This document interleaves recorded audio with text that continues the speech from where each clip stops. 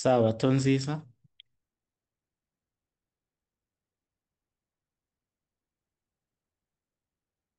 Hari nta n'umwe uri hano cyangwa ukurikiye, yaba kuri Zoom cyangwa YouTube, utabasha kugaragara mu marangamutima yo gushima Imana ku bw'aya mahirwe ibiduhaye kugira ngo twongere twige twigishwe nayo, icyubahiro kibi cyayo.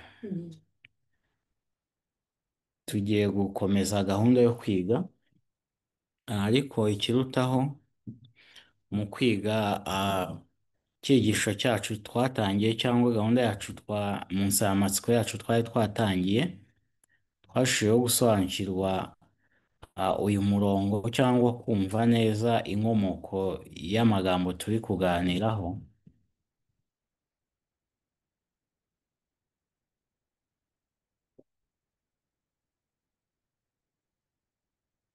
Uyu murongo wa 10 w'Ibyahishuwe igice cya gatatu, ah, kuko witondeye ijambo ryo kwihangana kwanjye.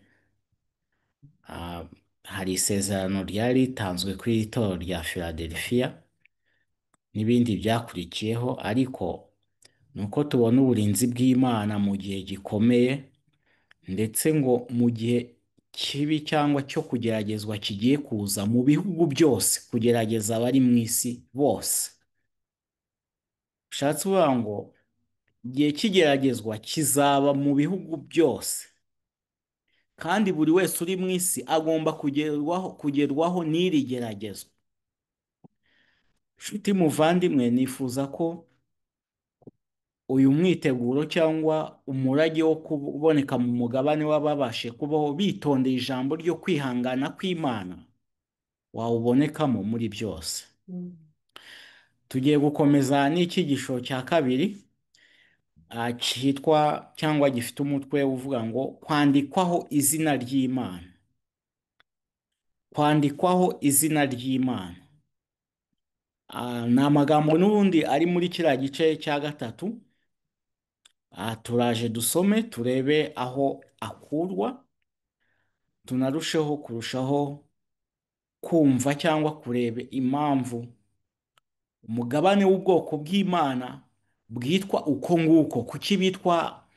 Ushobora gusanga umuntu arahamagawe ati uriya ni umuntu w'Imana, ugahura n'umuntu cyangwa ukabona umuntu iyo bari kumwidentifayinga cyangwa bagerageza kumusobanura ati wa muntu w'Imana wa muntu w'Imana, wa mwana w'Imana. Kubera iki?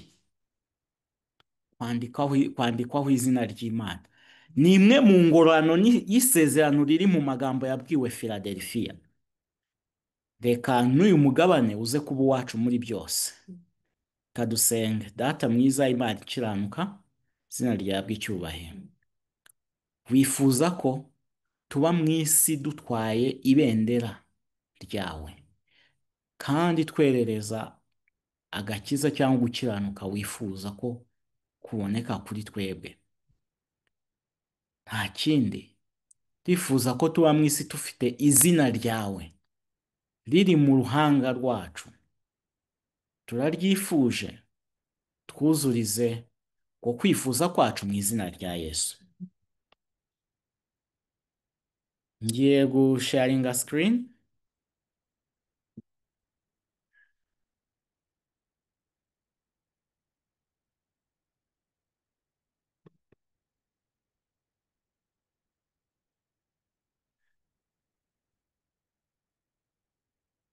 Ndizera screen muri kuyibona.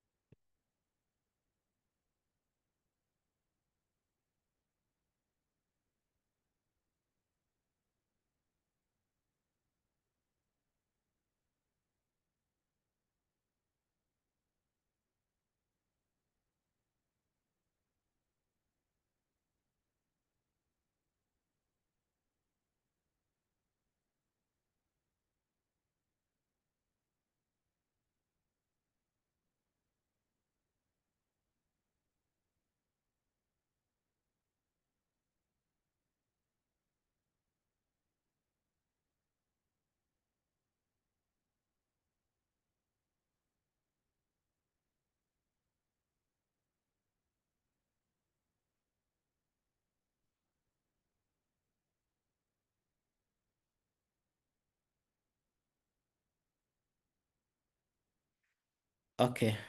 Ikibazo nari nagize nabonye aho kiri.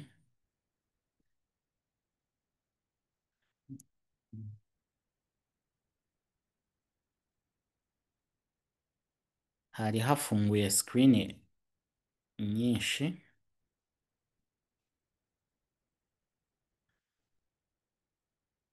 Okay. Ndizera bikunze.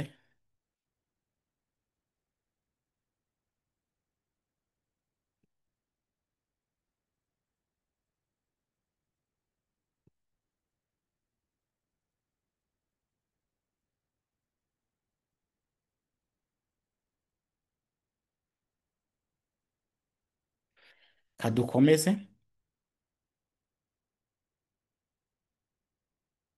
Okay, murakoze.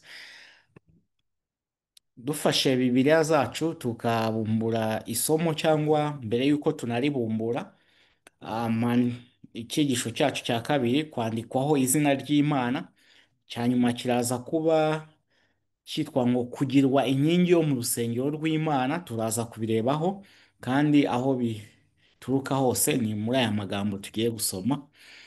Dufate Bibiliya zacu dusome Ibyahishuwe igice cya gatatu, umurongo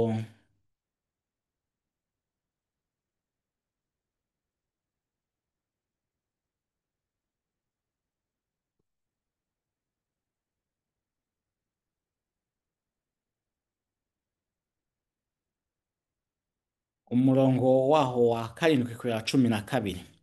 Wandikire marayika w'itorero ry'i Filadelifiya uti: uwera kandi w'ukuri, ufite urufunguzo rwa Dawidi, ukingura ntihagire ukinga, kandi ukinga ntihagire ukingura, aravuga aya magambo ati: nzi imirimo yawe, dore nshyize imbere yawe urugi rukinguye, kandi ntawe ubasha kurukinga.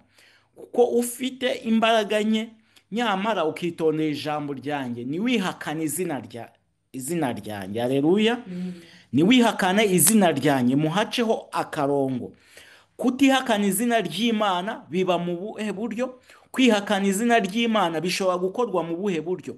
Hari amagambo amwe turaza kureba byanze bikunze aho amaharakubiri yigaragaje, kandi abantu natwe uyu munsi dushobora kwisanga twihakanye izina ry'Imana, kandi iratubwira ngo guhabwa izina ry'Imana niyo magambo tugiye kuganirwaho. None niba igihe gishobora kugera ukisanga mu mwanya wo guhakana izina ry'Imana, waba uri mu murongo mwiza icyo gihe? Oya, ntabwo ariko biri. Waba uri mu mugabane mwiza? Oya, umugabane wo kugawa cyane. Dukomeje baratubwira ngo dore nguhaye bamwe bo mu isinagogi ya Satani biyita abayuda, nyamara atari bo, ahubwo ari abanyabinyoma. Dore nzabahata kuza bikubita imbere y'ibirenge byawe, bamenye yuko nagukunze. Kuko witondeye ijambo ryo kwihangana kwanjye, nanjye nzakurinda igihe cyo kugerageza kigiye kuza mu bihugu byose, kugerageza abari mu isi. Ndaza vuba. Komeza icyo ufite, hatagira ugutwara ikamba ryawe. Icyigisho cyacu cyavuye kuri murongo wa cumi na kabiri. Unesha nzamugira inkingi yo mu rusengero rw'Imana yanjye, kandi nazasohoka ukundi. Nanjye nzamwandikaho izina ry'Imana yanjye n'iry'ururembo rw'Imana yanjye, ari rwo Yerusalemu nshya izamanuka iva mu ijuru iturutse ku Mana yanjye, kandi nzamwandikaho izina ryanjye rishya. Kwandikwaho izina ry'iki? Ry'Imana. Kwandikwaho izina ry'Imana, bavandimwe, ni umurimo duhamagarirwa kwitaba iri rarika ryawo. Ni umurimo duhamagarirwa kwifuza ko usohora kuri twe kandi ukadukorerwaho.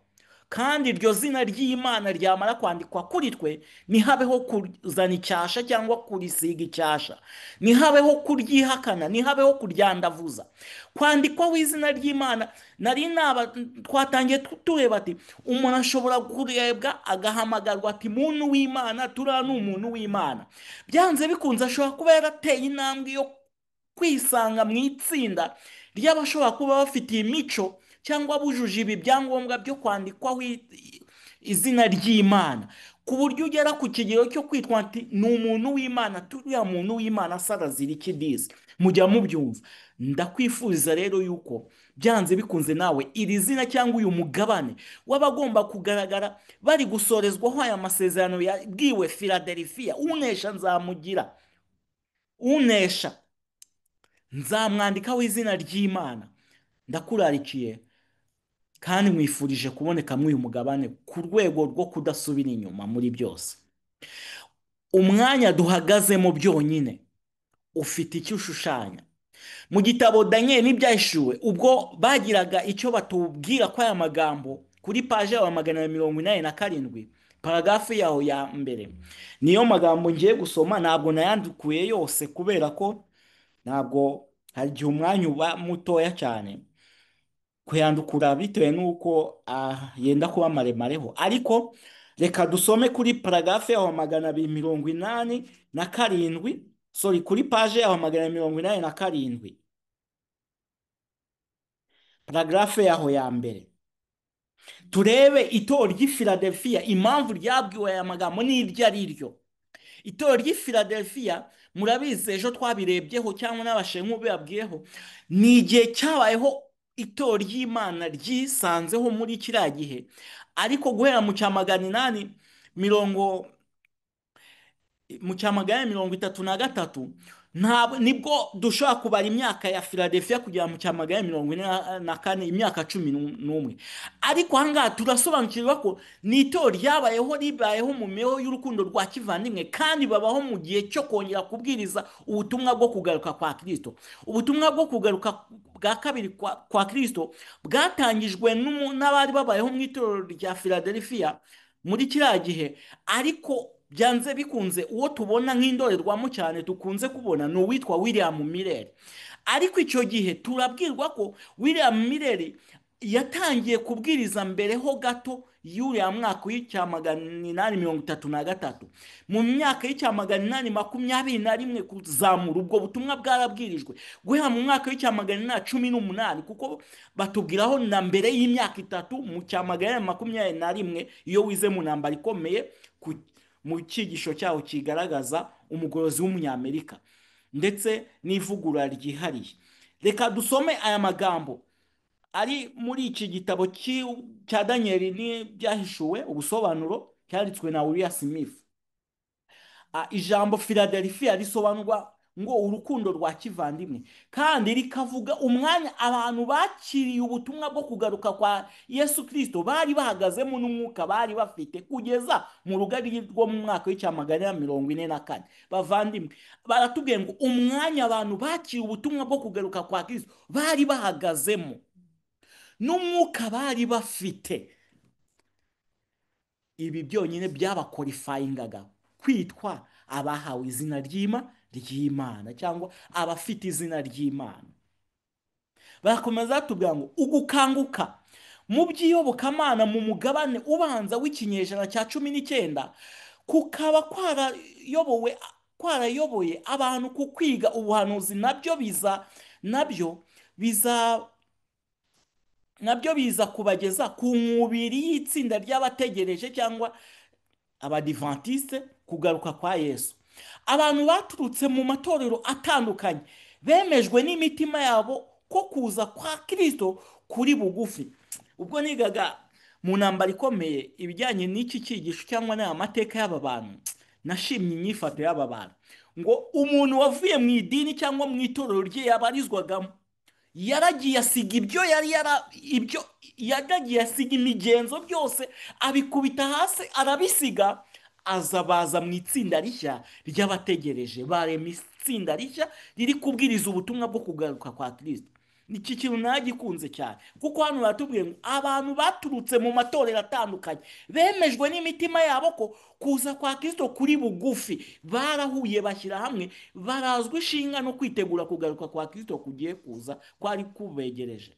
Bo babonaga, kandi ubuhanuzi bize turabona ko rwose bari bashishikariye kwiga neza ibyanditswe byera.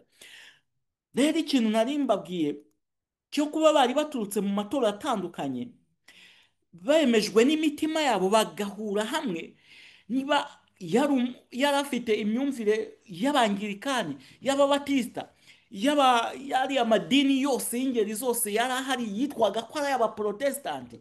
Baragiye babishyira hasi. Ariko ikintu kindi satani yaremye, ngo urwango rwaratutumbye mu bayobozi bari bayoboye ayo matorero, abo bantu bari basohotsemo bavuyemo. Eh, kimwe mu mugabane wo gusohoka muri babuloni wari usohoye, ubwoko bwanyu nimuwusohokemo. Bakomeza batubwira ngo kubera ko bari baturutse mu matora anyuranye, baretse amazina y'amatora. Aha ngaha bagiye no kubigarukaho. Naragishimye cyane bavandimwe. Umucyo iyo ubonetse uba ugomba kuwugenderamo uko mu mwuzuro wawo wose, kuko guhabwa izina ry'Imana rikandikwa mu ruhanga rwawe, guhabwa izina rishya ry'Imana nk'uko tubibonye mw'uriya murongo, uyu murongo waho wa 12 usoza, ni intambwe yihariye kandi ikomeye buri wese asabwa gutera. Kandi mu kuyitera hari byinshi dusabwa kurenza amaso tukabineshaho. Barakomeza batubwira ngo katwumve ku ipaje ya 287 paragarafe yaho ya mbere. Kubera ko bari baturutse mu matorero anyuranye, baretse amazina y'amatorero bakomokagamo n'ibitekerezo byayabonekagamo, maze buri mutima wose ugatera kumwe. Haleluya! Mbese nk'aho bose bari bafatanyije kuvuza ijwi ry'ikondera ngo baburire amatorero n'isi, nuko babereka kugaruka k'umwana w'umuntu nk'ibyiringiro nyakuri by'umwizera. Haleluya! Kwikunda no kurarikira ibintu byashyizwe ku ruhande, maze umwuka wo kwiyegurira Imana no kwitanga aba ari wo bashishikarira kugira. Umwuka wo kwiyegurira Imana no kwitanga aba ari wo mwuka bashishikarira kugira. Mwuka w'Imana yari kumwe na buri mwizera nyakuri. Kubera icyaha bavuze buri mwizera nyakuri, bavandimwe, ishungura ryaje, hasigaye abantu 50. Benshi muri aba turi kubwirwa aba basigaye bitwa ngo ni abadivantisite ku izina. Inyandiko z'ibanze za kera, inyandiko z'ibanze barabidusobanura neza. Abadivantisite ku izina, kubera ko umucyo waraje bawutesha agaciro, umucyo w'isabato. Aya magambo yanyuze cyane. Mwuka w'Imana yari kumwe na buri mwizera nyakuri, kandi ishimwe ry'Imana ryari riri kuri buri rurimi. Buri mwizera nyakuri. Aya magambo muyiteho bavandimwe.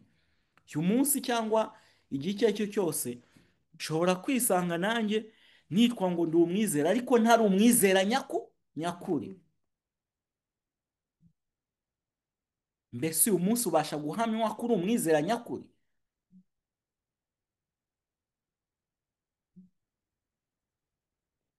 Kandi ishimwe ry'Imana ryari riri kuri buri rurimi. Abatari bari muri iryo tsinda ntibashobora kumva uburyo imitima yabo yari ifite gushakashaka gukomeye kwiyegurira Imana kwabo, amahoro n'umunezero biva ku mwuka wera, no kwera n'urukundo rushyushye buri wese yari afitiye mugenzi we. Maranata ariyo ntera aho yavuye, umurage w'ubwoko bw'Imana bwifuza kurushaho gusobanukirwa niba mu by'ukuri umutima wa mugenzi we witeguye kugaruka kwa Kristo kwegereje. Bari barimo biga paje yaho 290 kuri paragarafe yaho ya mbere. N'ubundi katuhasome.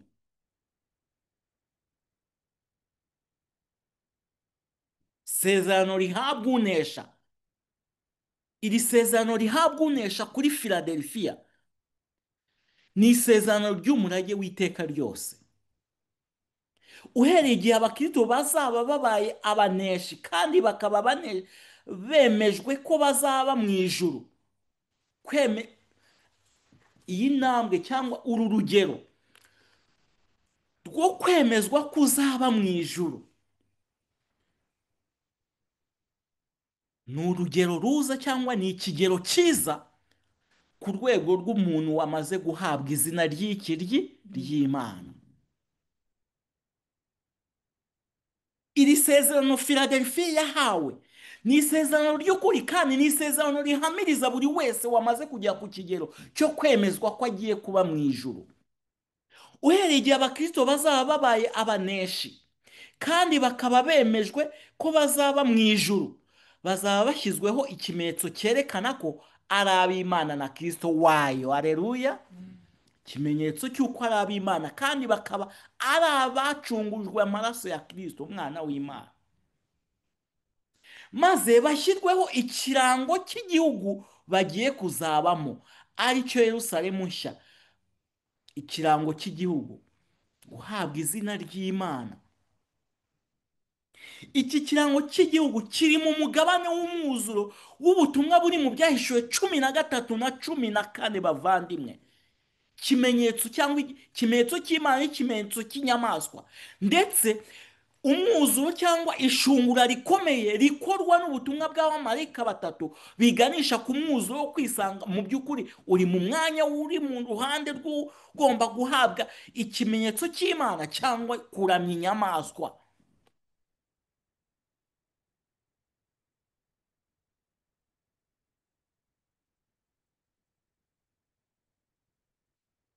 Bazaba bagomba kwandikaho izina ry'Imana kuko ari abayo, ndetse bakandikaho izina rya Yerusalemu nshya, aho bazaba bagiye gutura.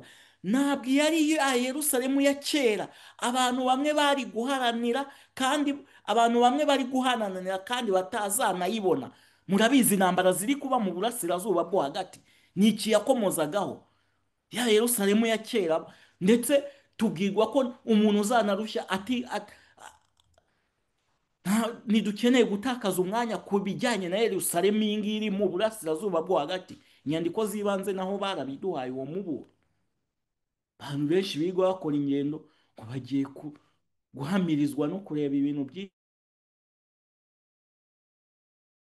by'ingendo. Ntabwo mbirwanyije, kuko tunagirwa inama y'uko ari byiza kujyayo ukajya kwigira ku mateka cyangwa ariko ntabwo icyo ngicyo gikwiriye kuba izingiro ry'ihame nka kuriya mu bayisilamu bavuga ngo byanze bikunze iyi nkingi yo kujya imaka muri Saudi Arabia ni ngombwa kugira ngo ube ufite ikigero runaka Imana ikubonamo cyangwa ikwemeraho. Inkingi, ziriya nkingi mujya mwumva ngo z'abayisilamu bari inkingi 5. Oya, twe ntabwo rero kujya Yerusalemu cyangwa kujyayo ngo unayiharanira, ari nabyo avuga. Barimo tuvuga ngo abiharanira ariko batazanayibona. Oya, ntabwo ariyo Yerusalemu ivugwa, ahubwo ni Yerusalemu yo mu ijuru, kandi Yerusalemu mugeni w'Imana, mugeni wa Kristo.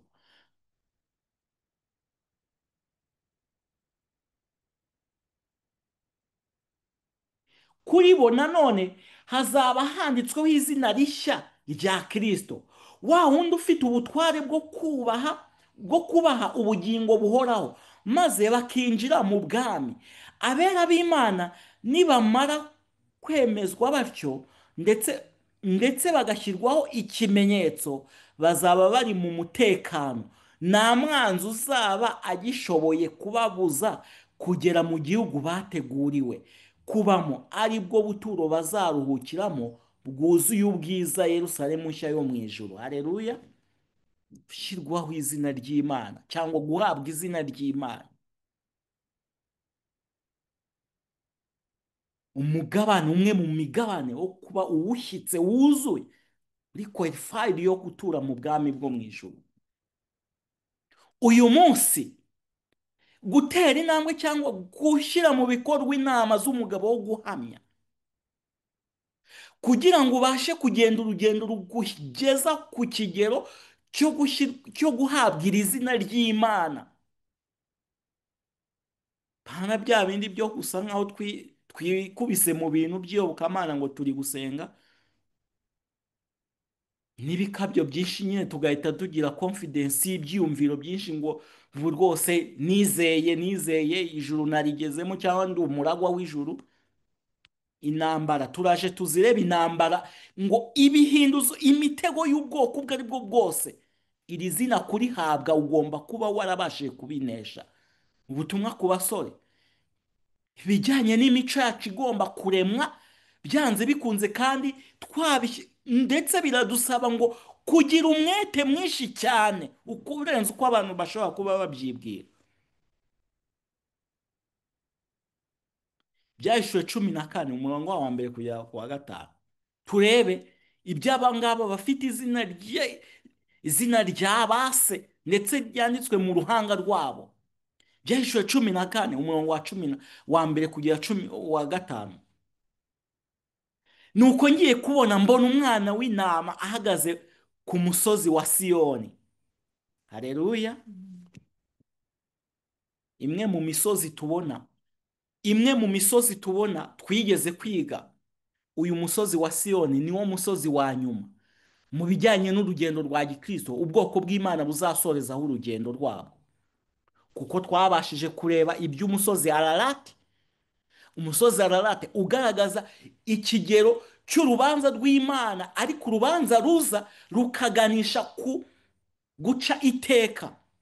Umwuzure uraba kubera ko icyaha kitihanywe. Uwasuzuguye ubutumwa bwo kwihana no kubabarirwa ibyaha, ntabwo umusozi wa Ararati azawucika n'urubanza rwakoreweho. Ariko dushima Imana ko Nowa n'abamukomotseho cyangwa n'ab'umuryango we, Nowa n'umuryango we babashije kubaho mu isi y'icyo gihe bashyize mu bikorwa izo nama zo kwihana no kwitandukanya no gushayisha ku isi, ku buryo byageze ubwo Imana ngo yicuze icyatumye irema isi abantu igitangira igice ya gatandatu.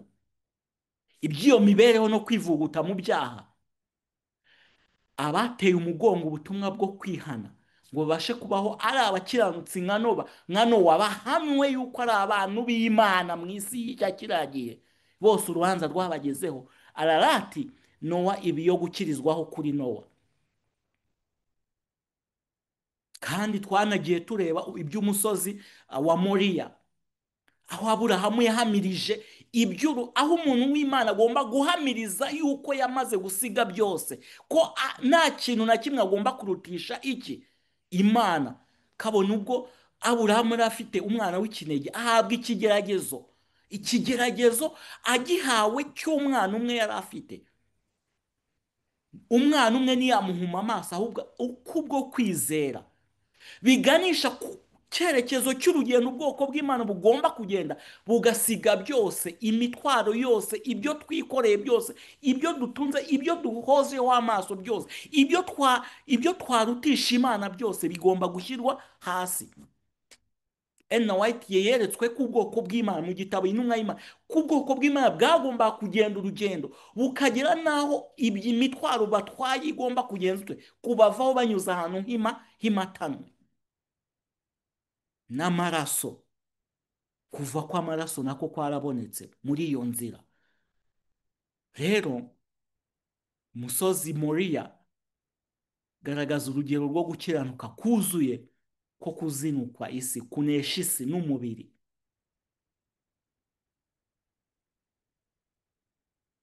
Twarushijeho kugenda tureba, tubona n'umusozi Sinayi, aho ubwoko bw'Imana bugomba kwerereza amategeko y'Imana, bagahabwa amategeko y'Imana.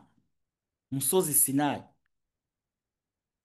Karumeli, aho ubwoko bw'Imana bugomba guhagarara mu mwanya nk'uwa Eliya buhanganye na Ahabu na Yezebeli. Ni ukuvuga ngo ni urugamba ubwoko bw'Imana bugomba guhagararamo, bugahagarara bunesheje inyamaswa n'igishushanyo cyayo, bakaba bafite ikimenyetso cy'Imana, ari nabyo turi kurebaho, guhabwa izina ry'Imana. Bavandimwe, Getsemani cyangwa Elayono,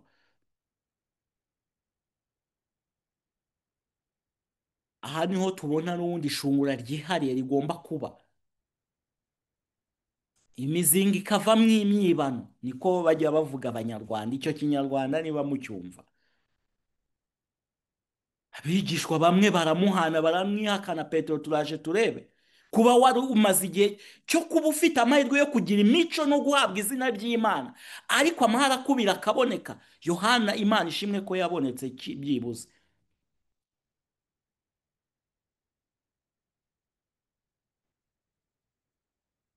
Komeza. Ariko umusozi uyu nguyu Siyoni nari nkukomojeho kuko turi kusoma. Nuko ngiye kubona mbona umwana w'intama ahagaze ku musozi wa Siyoni, ahagararanye n'abantu agahumbi n'inzovu enye n'ibihumbi bine, bafite izina rye n'izina rya se,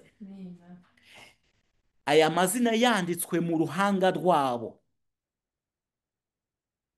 Ibitekerezo bigomba kubonera kugera ku rwego rw'uko nta gitotsi na kimwe kigomba kuboneka mu bitekerezo by'umwana w'Imana, keretse akwerereza izina ry'Imana, igitambo cya Kristo. Numva ijwi rivugira mu ijuru rimeze nk'iry'amazi menshi asuma, kandi nk'iry'inkuba ihinda cyane. Kandi iryo jwi numvise ryari rimeze nk'iry'abacuranzi bacurangaga inanga zabo. Haleluya. Murongo wa 3, baririmba indirimbo nshya imbere ya ntebe y'umwami n'imbere ya bya bizima bine na ba bakuru. Iby'abakuru, iby'ibizima, ibi byose twagize amahirwe. Ndakubwira ngo uru rubuga twarugiyeho umugisha urenze njye sinjya mbona uko mbivuga.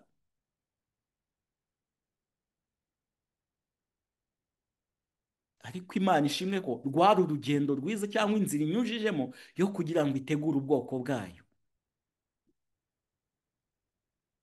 Subiza amaso inyuma imyaka umaze usengera kuri iri tsinda.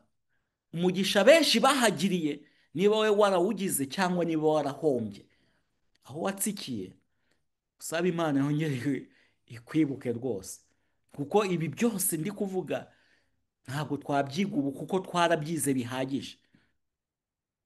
Nta muntu wabashije kwiga iyo ndirimbo keretse ba bantu agahumbi n'inzovu enye n'ibihumbi bine bacunguwe ngo bakurwe mu isi. Aba ngaba ni ikigereranyo cy'umubare mwinshi w'abantu bagomba kuzagara. Yohana yeretswe bahagaze ku nyanja y'ibirahure, ari abantu benshi bameze nk'umusenyi ku nyanja, kuririmba indirimbo y'umwana w'Imana, kandi abantu nta n'umwe wayize. Imana yo ubwayo niyo igomba kuyitwigisha. Wakuva wavuka cyangwa watangira urugendo rw'iyobokamana yawe, icyo Imana iri gukora ni hangira indirimbo y'umwana w'intama, cyangwa indirimbo ugomba kuzaririmba.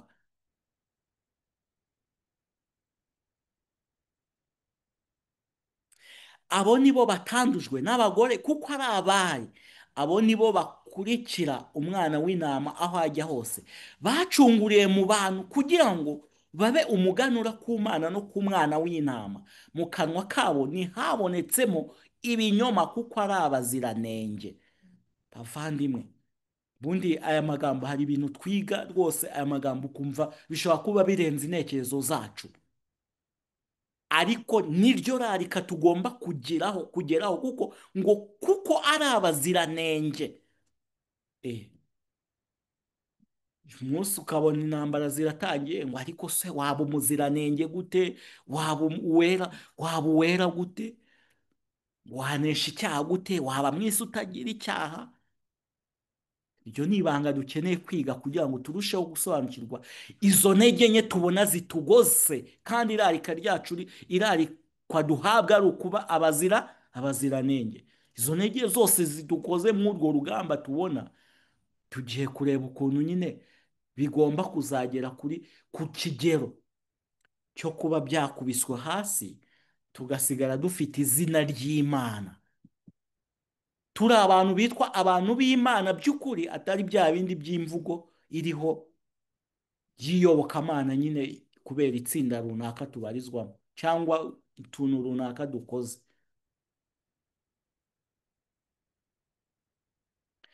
Mu gitabo cya Daniyeli n'ibyahishuwe babasha gutusobanura neza izina cyangwa ikimenyetso n'imico bivugwa ahangaha mu byahishuwe 14 guhera ku murongo wa mbere kugeza ku wa 5.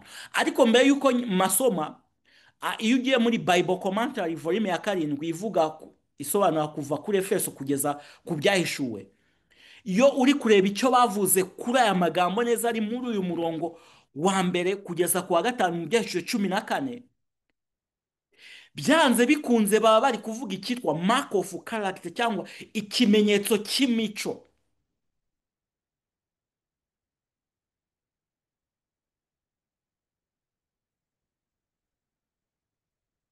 batubwira ko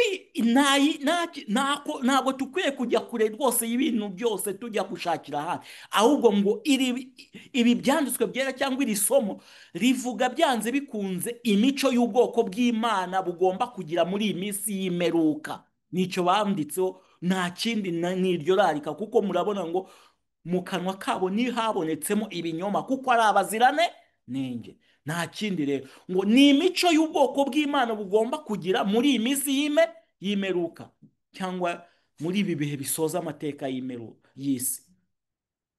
kandi no muri manisikiri y'ijana mirongo itatu n'icyenda yanditswe muri uriya mwaka w'icya magana cyenda na gatatu babivugamo neza. nta kindi baba baganishaho, ni ku mico y'ubwoko bw'Imana cyangwa imibereho y'ubwoko bw'Imana mu gihe cya nyuma.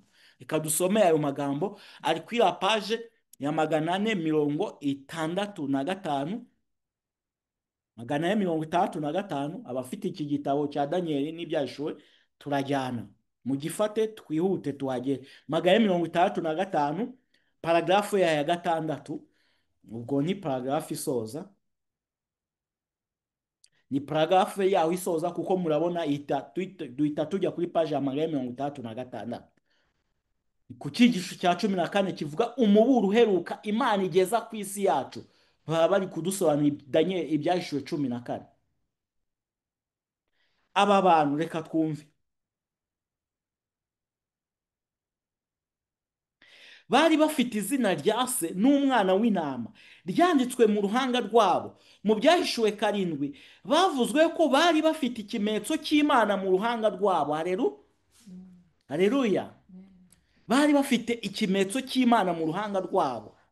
ni muri ubu buryo urufunguzo rw'ingenzi rudushoboza gusobanukirwa n'ikimenyetso cy'Imana turusoza, kubera ko twabonye ko Data wa twese afata izina rye nk'ikimenyetso cye. izina rye ni ukuvuga ngo izina ry'Imana ni ikimenyetso cy'Imana cyangwa imico y'Imana.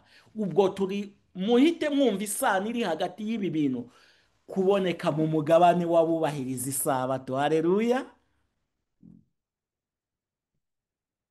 turaje tubirebe. ubwo rero rya tegeko ryo mu mategeko y'Imana rikubiye mu izina ryayo nicyo kimenyetso cy'amategeko. itegeko ry'isabato niryo tegeko ryonyine ribonekamo rya zina ry'icyubahiro ritandukanya Imana n'ibigirwamana. hareruya, aho iri tegeko ryashyirwaga hose izina ry'Imana ryabaga rihari. ntabwo wakitwa umwana w'Imana rwose ufitanye ikibazo n'amategeko yayo, by'umwihariko noneho itegeko rihishura izina ry'Imana rigaragaza ari ryo sabato, ari ryo tegeko rya 4. muri kumva ukuntu ibintu biryoshye, uruhererekane rw'ubutumwa bwiza mu buryo bwa gihanuzi kandi bw'amateka bwimbitse cyane.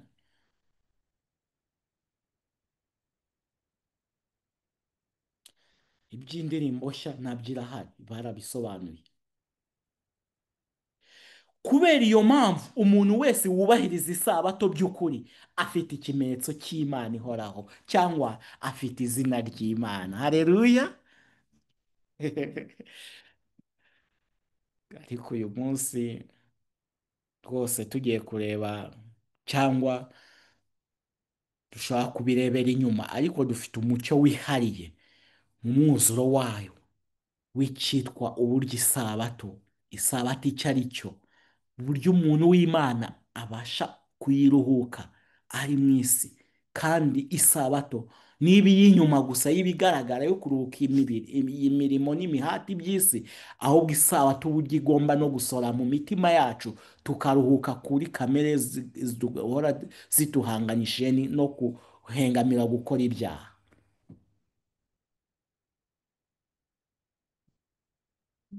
ubutumwa bwiza buraryoshye bavandimwe, kandi burakomeye, ariko ikiza ni uko burema ibyiringiro by'iteka ryose. Luka 22, umurongo wacu wa 55 kugera 60. Petero na Yohana bagaragaje amahara kubiri ku guhamya icyitwa izina ry'Imana. Iby'imico yari imaze imyaka 3 n'igice hafi aho barimo batozwa yaratangiye kubagaragaraho. Nubwo nyuma y'iyi sheke cyangwa y'uku gutsindwa hari isezerano bahawe ryo kujya mu murwa, bakajya mu cyumba cyo hejuru, bakabasha kugira noneho ukwinegura kuzuye, bakabasha kugirana umushyikirano wihariye, bakatura imvura y'itumba cyangwa imvura y'itumba ikababonekaho, bagasukirwa mwuka wera.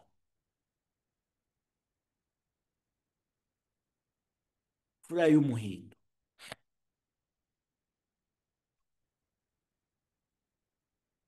Nyuma y'icyo gihe noneho bakoze itandukaniro ryo guhamya neza iyi mico y'izina ry'Imana, nk'uko turanabibona, kuko aho bagiye hose izina ry'Imana niryo bari bari kwerereza cyangwa niryo ryabarangaga. Nuko bamaze gucana umuriro mu rugo, ubwo Yesu aha yari ari mu rukiko kwa Ana na Kayafa.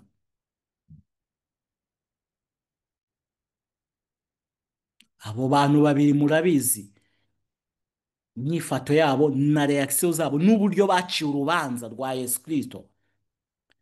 Ariko icyo tugiye kurebaho gito cyane turahuza n'icyigisho cyacu, ni uburyo imico y'aba bavandimwe babiri cyangwa uburyo izina ry'Imana cyangwa uguhamya imico ya gikristo byabashijwe kugaragara muri perspective ebyiri zitandukanye.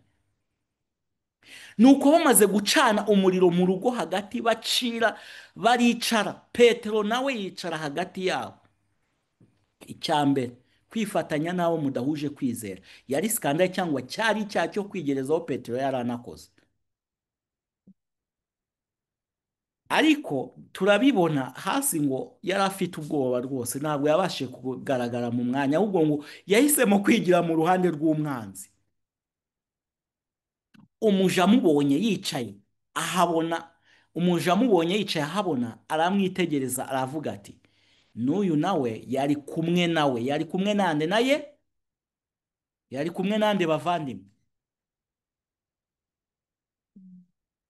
Bise bamubonye ko Yesu yari ngo barengaga Petero ahinguka ko batigeze bamubona. Katwumve. Arabihakana ati, mugore simuzi. Umwanya mubi cyane cyangwa ibihe bibi byo gutsindwa cyangwa byo kujya hasi kwa Petero, esheke ikomeye yari agezemo.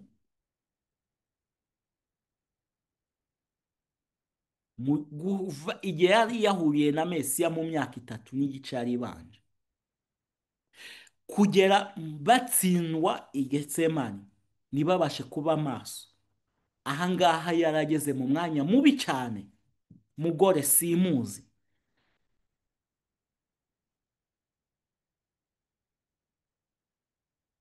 Hashize umwanya muto undi aramubona, aramubwira ati, mwumve ko ari abantu batandukanye, ntabwo ari wa muntu umwe ngo wenda yamugenzeho.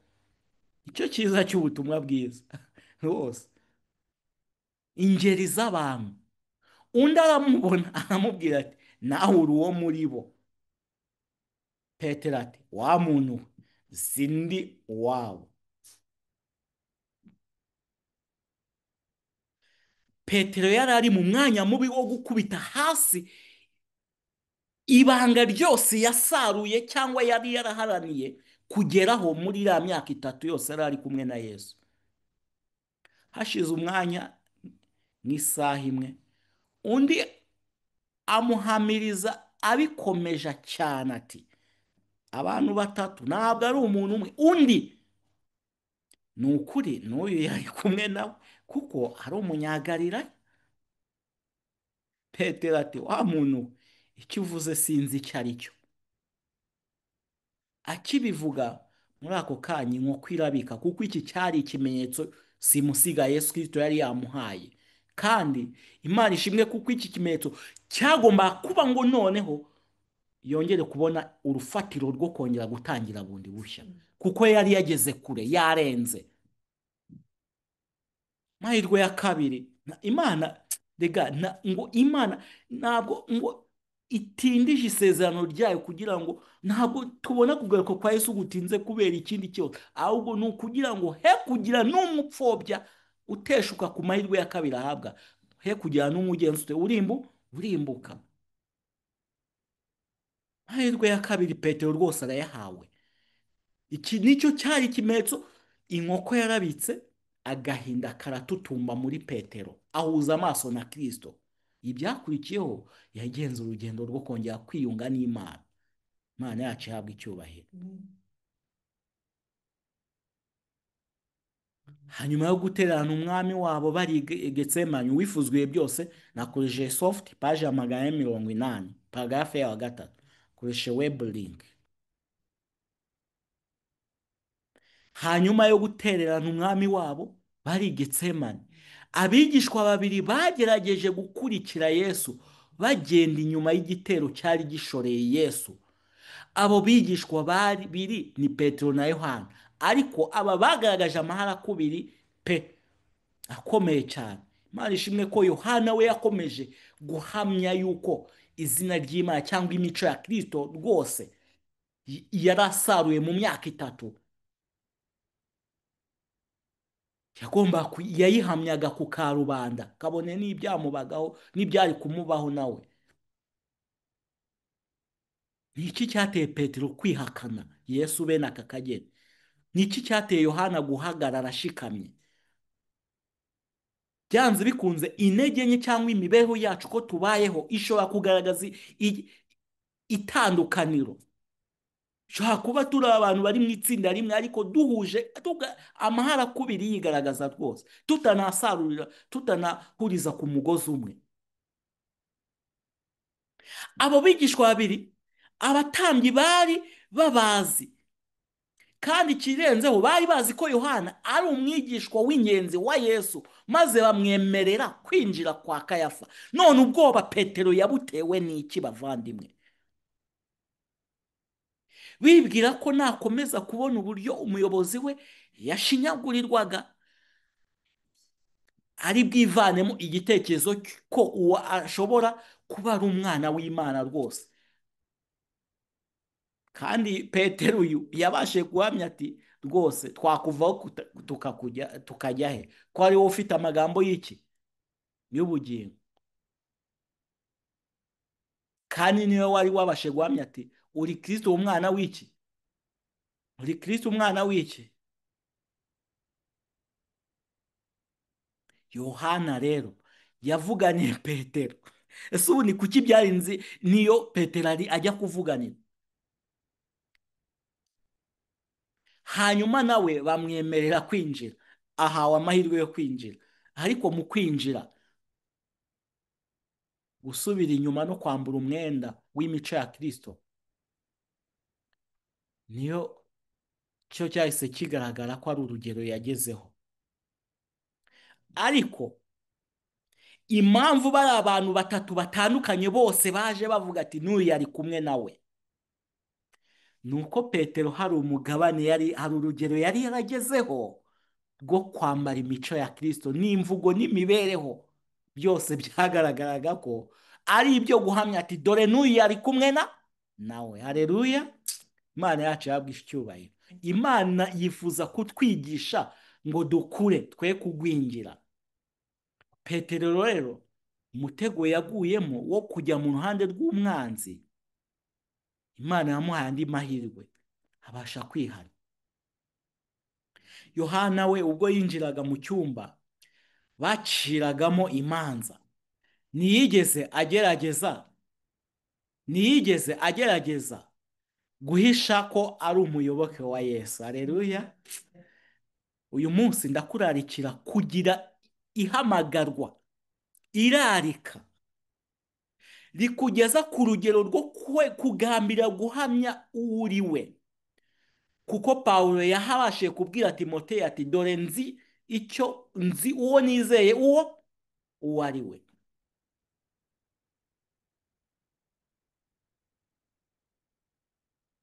Ntabwo yigeze yivanga n'abagizi ba nabi bashinyaguriraga umwami we, ariko Petero yateye intambwe ajya kwivanga n'abaki, n'abashinyaguzi.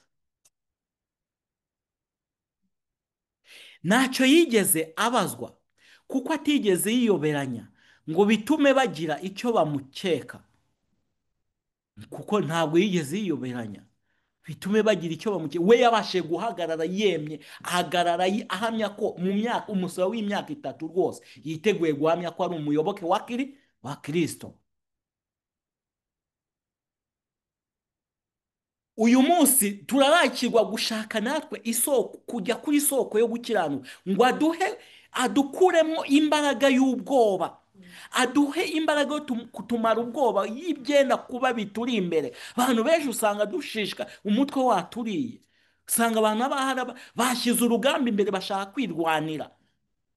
Icyo gihe uzisanga mu mwanya wo gusoza ibikorwa Petero yakoze, mu gihe utabashije kwihagarara ngo wibere nka Yohana, wiringire uwo wiringiye mu myaka 3 n'igice wari umaze ubana nawe. Yitaruye abari bagize igitero, ariko akomeza kuba hafi ya Yesu kuko ku buryo bushobotse. Haleluya. Abo nibo bagendana na nama w'Imana n'umwana w'Imana aho ajyaho hose. Abo nibo bamukurikira aho ajyaho hose. Yohana ni urugero rwiza rwo kugaragaza imico no kuremwa kw'izina ry'Imana mu ruhanga rw'umuntu cyangwa ku muntu. Kandi iyo wize igitabo cy'ibyakozwe n'intumwa cy'umwuka w'abahanuzi, mw'abavandimwe, biriya byigisho bya nyuma bya Yohana bivuga kuri Yohana, bivuga no ku murimo n'icyo yamariye itorero rya Efeso mu bihe bikomeye bishishana by'inyigisho z'ibinyoma zari zitangiye kwaduka, bigaragaza rwose ko yashyizweho ikimenyetso cy'Imana. Yohana, nawe nkurarikiye kugera ikirenge cyangwa kwifuza ko ibyo byagusoraho, nanjye binsoreho muri byose rwose. Yashoboraga kumva kandi akitegereza ibyaberaga aho baburanishaga umwami we. Haleluya. Yohana,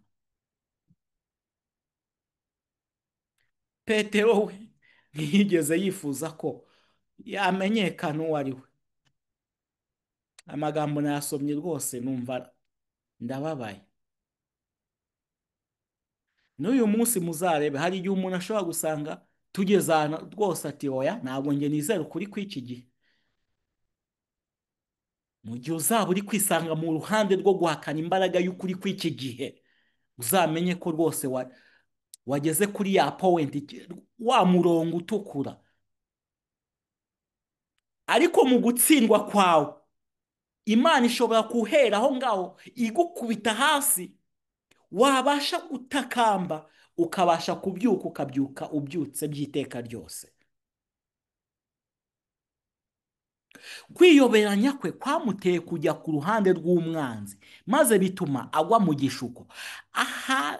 Ahari yaza guhamagarirwa kurwanira umwami we, yari guhagarara nk'umusirikari ushikamye, ariko ubwo bamutungaga urutoki bamuhinyura, yagaragaje ko ari ikigwari. Amagambo ababaje cyane. Se ishyaka yari afite, afata inkota agatema ugutwi, ryari ryagiye hehe? Niyo mpamvu uyu munsi bisaba ngo genzura intambwe zawe n'urufatiro rw'ibyanditswe byera wishingikirizaho, n'uburyo womatanye n'Imana. Saa yose utaba ufite ishyaka ryo gutemagura ugutwi kw'abantu, intambara zitari ngombwa uzirwana, ariko byageraho intambara y'umwuka isabwa kurwana n'ubimenye, ntesheke nayo ni uguhisha intego. Twinjiye muri cya gihe, ubu twebwe ubumwe mbwira turi mu gihe cyo kurwanya intambara kurwanya intambara zo kwihandagaza mu iyobokamana. Hano bakirwa bafunga ngo twagiye kuhamya, ngo turi kububwiriza ubutumwa bwiza, ngo kubera ibi ngibi, ariko ugasanga harimo ibyo kwihandagaza kandi hari aho umuntu agomba kugera w'Imana akarwana intambara y'umwuka wo kurwanisha inyama n'amaraso, bavandimwe.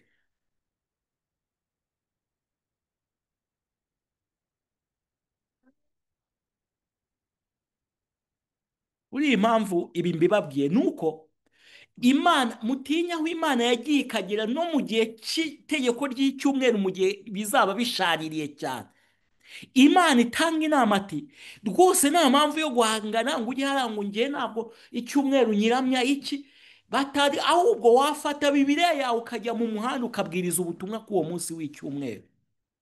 Murumva inama z'Imana?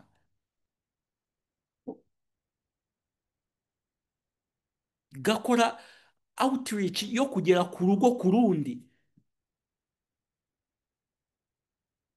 Eh, Imana itwungura ubwenge bukwiriye muri iki gihe gishishanye, bavandimwe, kuko iri somo twasomye, iri somo,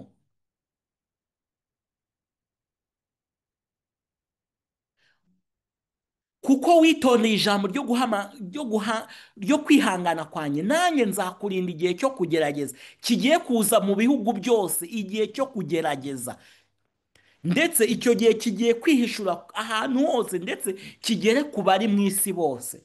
Niyo mpamvu nari mvuze ngo habeho kwisunga Imana, abavandimwe, mw'ibi bihe iyobokamana ryacu riba ari iyobokamana riboneye.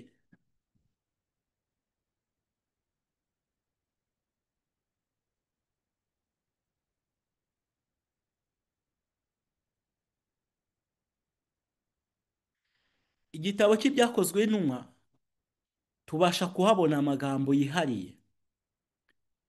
Kiriya cya munani, byanze bikunze ubutumwa bujya muri Antiyokiya,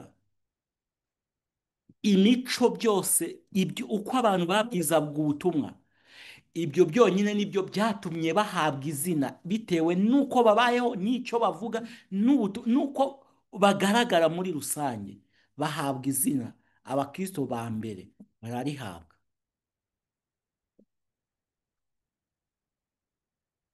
Ntabwo ari byiza ko uyu munsi wowe wirwanira ngo uhamirizwe, ahubwo ureke abantu n'ibyo ubayeho biguhamye bikugaragaze. Niyo mpamvu erega hanze aha ushobora gusanga ibintu runaka, isi cyangwa ubutumwa uko ububayemo, ibyanditswe byera uko ubibayemo, byonyine bigaragaza umurongo n'urubanza isi yagucira. Muri Antiyokiya niho abigishwa bitiwe abakristo bwa mbere, bahawe iri zina kubera ko Kristo ari we wari insanganyamatsiko y'ibyo babwirizaga. Umenye ko umuntu ugomba guhabwa izina ry'Imana, Imana, imibereho, amahame yo gukiranuka niyo agomba kuba insanganyamatsiko ye. Aba ntibandujwe n'abagore, aba bagendana na nama w'Imana aho agiyeho hose. Ibyo bigishaga ndetse n'ibiganiro byabo bahoraga bavuga ibyari byarabaye mu minsi y'umurimo we akiri ku isi, Kristo, igihe abigishwa be bari bafite umugisha wo kubana nawe nta kurambirwa. Bibandaga ku nyigisho ze n'ibitangaza bye byo gukiza abantu. Haleluya! Bavuganaga agahinda n'amarira iby'umubabaro we mu gashyamba ka Getsemani, uko yagambaniwe, uko yaciriwe urubanza, uko yishwe, ukwihangana no kwicisha bugufi yagaragaje ubwo abanzi be bamwicaga urw'agashinyaguro, ndetse n'impuhwe Imana yagaragaje ubwo yasabiraga abamutotezaga ati data bubabare kuko batazi icyo bagenje ute bakora. Umuzuko we, kujyanwa mu ijuru kwe n'umurimo we mu ijuru nk'umuhuza w'Imana n'abantu bacumuye, nibyo byigisho bishimiraga gutindaho. Turi kubona ko izingiro ry'ubutumwa bwiza abigishwa bigishaga bajyanye umurimo mu bice bitandukanye, kuko gusora ati nuko mugende mu mahanga yose mwigisha abantu bose abaremwe ubutumwa bwiza, mubabatiza, abemeye mubabatiza, muhereye kuri Yerusalemu, Iyudaya n'i Samariya, byari byaratangiye aha bari bari gusoza iby'uwo murongo wo muri Matayo. Abapagani babitaga abakristo kubera ko babwirizaga Kristo kandi amasengesho yabo bakayerekeza ku Mana babinyujije muri we. Ngiyi imibereho y'ubu bwoko bwahawe iri zina. Ntabwo ari ugupfa guhabwa izina bavandimwe, ntabwo ari ugupfa guhamirizwa. Mana yacu dushoboze natwe kugira amasengesho n'ibyigisho cyangwa ibibwirizwa bihamya Kristo, kandi twerekeze ibyifuzo cyangwa ibyo dukeneye byose ku Mana tubinyuje muri Kristo.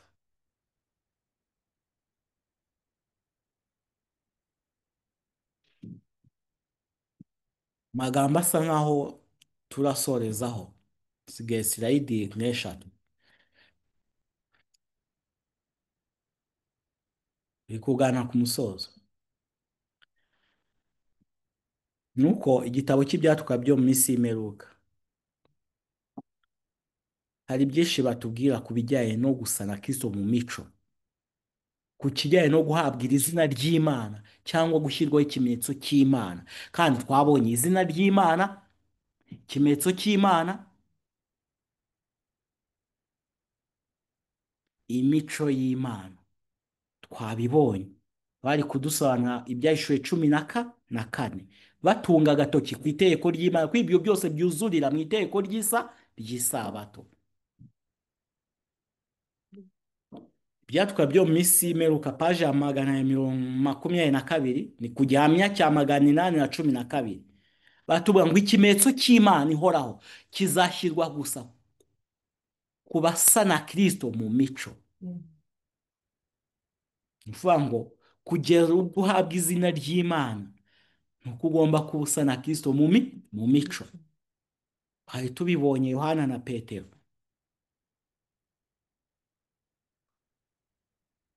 Ariko Petero uzi nyuma ya Pantekote noneho rwose yahamijwe yuko ikimenyetso cy'Imana kimuriho. Haleluya! Pantekote yacu natwe irakenewe muri ibi bihe bisoza amateka y'isi. Muri iki gihe twicayemo natwe Pantekote turayikenewe, kugira ngo hari ikimenyetso cy'Imana ihoraho kibashe gushyirwa kuri twebwe binyuze mu musaraba wo kuba twaragaragaje imico ya Kristo. Ubutumwa ku basore, paji ya 85, paragarafe yaho ya mbere. Kuboneza imico ni urugendo kandi ntabwo ari ikintu cy'umunsi umwe. Niyo mpamvu niba warakererewe, gira bwangu, gira vuba, usoza ushyira mu bikorwa inama z'umugabo wo guhamya, kuko izo nizo zibasha kutuyobora neza, kutubera urumuri rwo kuboneza imico igasa nk'iya Kristo. Nta cyizere Kristo yaduhaye cy'uko kugera ku gutungana kw'imico ari ikintu cyoroshye. Ntabwo icyo kize, ntabwo ari ibintu bipfa kwizana rwose.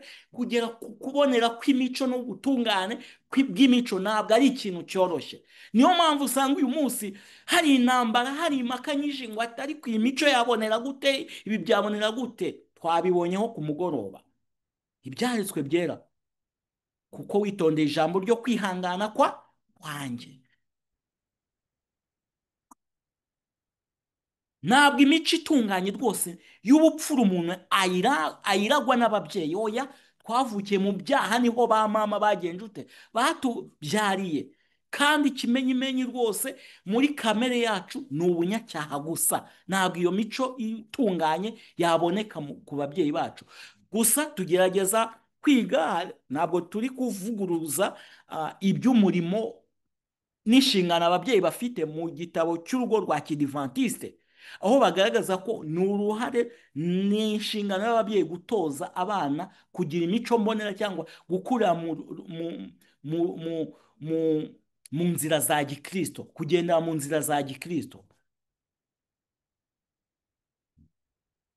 Rero iyi mico ntabwo twiragwa n'ababyeyi, nta nubwo itugeraho by'impanuka. Murakurikiye bavandimwe? ntabwo itugeraho by'iki. Iki ni ikintu gikomeye dukeneye kwitaho. Iyi mico, gutungana kw'imico, ngo Yesu ntabwo yadusezeranye ko ari ikintu cyoroshye, kandi nta nubwo itugeraho mu buryo bw'impanuka. Imico itunganye igerwaho kubw'umuhati umuntu ku giti cye akoresha binyuze mu buntu bwa Kristo ndetse n'ibyo yadukoreye. Aha, Imana yacu ihabwa ikibazo. Murumva noneho isano iri hagati yo gutsindishirizwa n'ubuntu kubwo kwizera ndetse no kwezwa. Muri kumva linki cyangwa aho bihuriye? Ngo imico itunganye igerwaho kubw'umuhati w'umuntu ku giti cye, ariko uyu muhati ni wa muhati ukorwa nyuma y'uko yabashije gutsindishirizwa n'ubuntu kubwo kwizera, yabonye ubuntu bwa Kristo bukiza. Haleluya! Imana itanga impano n'imbaraga z'ubwenge maze tukarema imico yacu. Imana itanga impano n'imbaraga z'ubwenge nyuma yo kwihana no kwiyunga n'Imana, maze imico yacu ikaremwa. Haleluya! Ikibazo ni uko hari abagarukiraho bakagwingira bakihagararira. Iyo mico iremwa binyuze mu rugamba rukomeye. Aha ngaha none se urugamba uzarurwanya utarabashije kwisunga uwarunesheje? Oya, iyo mico iremwa binyuze mu rugamba rukomeye kandi rukaze umuntu arwana n'inarijye. Uru rugamba rukaze umuntu arwana n'inarijye ntabwo ari urw'umunsi umwe. Usanga abantu bacyurira abandi, atari kose ko uri umukristo, uri umuntu w'Imana, kuko ibyo ntabwo byakabaye rwose. Cyakora niba ufite urufatiro, umenye ko urugamba rukaze rukomeye ruragutegereje kugira ngo urwane n'inarijye kandi ukunesha kuboneke, ukubonera kw'imico kuboneke. Haleluya! Urugamba rugenda rusimburana n'urundi. Urugamba rugenda rusimburana n'urundi rugomba kurwanwa umuntu ahanganye n'imico yakomoye ku babyeyi be. Ni ukuvuga ngo uyu munsi ndanesha kimwe, ejo haza iki ni uruhererekane kugeza mawe ubwiza Kristo atungutse. Ariko twaranabibonye ati none se nimpfa narabasha kunesha ibyo uri muri urwo rugendo, Imana y'ubwayo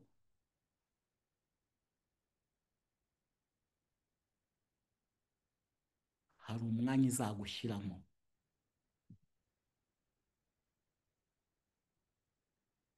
Bizadusaba kwinenga ubwacu kandi twe kwemera ko hari ibibi birangwa mu mico bisigara bidakosowe. Haleluya! Twinenga ubwacu kandi twe kwemera ko hari ibisigara mu mico yacu bidakosowe. Ubutunzi tuzimukana mu ijuru. Ni nayo mpamvu mwumva aya magambo tumaze gusoma, kuboneza imico ni ikintu cy'ingenzi cyane, ni umugabane mwiza cyane tugomba gusaba muri uru rugendo rwo kwezwa, kuko mu kuboneza imico ni ubutunzi. Imico iboneye ni ubutunzi tuzimukana mu ijuru. Haleluya! Baratubwira ngo imico isa n'uko ijuru ribishaka, nibwo butunzi bwonyine dushobora gukura muri iyi si tukazayimukana mu isi izaza. Haleluya! Bavandimwe, ntuteshe agaciro icyitwa urugendo rwo kwezwa.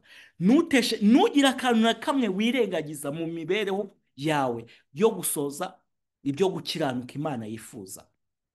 Abantu bakurikiza amabwiriza ya Kristo muri iyi si bazinjirana mu mazu yo mu ijuru ibyo bagezeho bayobowe n'Imana, ariyo mico iboneye. Kandi batubwira ngo umubiri uzahinduka, sibyo? Hazahinduka umubiri gusa, uhabwa ubudahangarwa kutabora, ariko imico. Mu rugo rwa Kidivantiste ho muri paje zibanza banditse ngo uko tubayeho mu rugo, imico tugaragaza ibyo dukora byose tukajya ikuzimu, ngo ku munsi w'umuzuko nta kizahinduka na kimwe. Uko twapfuye, uko twasinziriye cyangwa uko twapfuye, niko tuzazuka. Niyo mpamvu mugomba kumva uburemere bw'aya magambo. abantu bakurikiza amabwiriza ya Kristo muri iyi si bazinjirana mu mazu yo mu ijuru ibyo bazajya bagezeho bayobowe n'Imana, kandi mu ijuru tuzakomeza gukuza imico myiza. Haleluya! Ku bw'ibyo rero gukuza imico muri iki gihe ni ingenzi kandi birakenewe, birihutirwa. Ni irarikwa cyangwa irarika riri ku rwego rwo hejuru rikureba. Mwifurije gukuza imico, mwifurije kubaka no gusobanukirwa iby'ubutunzi tuzimukana mu ijuru, mwifurije kuba umuragwa w'ubwami bw'ijuru, kandi bibi byiringiro ukwiriye guharanira gutangira kugira, si none gusa ahubwo igihe watangiraga urugendo rwo kwizera, igihe wahabwaga imbabazi za Kristo, igihe wemeraga iby'igitambo cya Kristo, igihe wazirikanaga ko ibyaha byawe ari ibyo kukurimbuza, ari uko uzapfa, ari uko uciriweho iteka, igihe warushaga gusobanukirwa ko nta cyiza na kimwe kibasha kuboneka mu muntu cyangwa muri wowe, ahubwo wabyawe n'ababyeyi bawe uri umunyabyaha mubi wo gucirwaho iteka, wo kurimbuka. Si tubibonye nta kintu cyiza twakomora ku babyeyi bacu twavukana, ariko iyo tumaze kugera ku isi habaho kubakwa kw'iyi mico, kuko nibwo butunzi tuzimukana. Kandi twabonye n'urufatiro rwo kubaka iyi mico ko ari ugukurikiza amabwiriza ya Kristo cyangwa ubuntu bwa Kristo bukiza. Kuri iyi sabato mbifurije kugira ubutunzi butagira akagero tuzimukana mu ijuru, ariyo mico ya Kristo, cyangwa guhabwa izina ry'Imana, kuba mu isi ufite izina ry'Imana, witwa umuntu w'Imana noneho byuzuye bya nyabyo, kandi ubashije kubaho mu mibereho yo gusoza ibyo gukiranuka byose usabwa. Kandi twabonye ko urugero rwo kubisoza no kubishobora hari uwo twisunga. Haleluya! Imana yacu ihabwa icyubahiro. Nta rindi irarika, nanjye nta kindi nabifuriza, ni ukubaraga ubutunzi tuzimukana mu ijuru mu izina rya Yesu. Uru ni amahoro Kristo atanga, bubane natwe muri byose. Ndaza vuba. Komeza ibyo ufite, hatagira ugutwara ikamba ryawe. Unesha nzamugira inkingi yo mu rusengero rw'Imana yanjye, mu rusengero rw'Imana yanjye. Mu isi turaza kureba ukuntu bigomba gutangira mu isi, mu ijuru ukazaba uri inkingi y'Imana mu rusengero rw'Imana, kandi nazasohoka ukundi.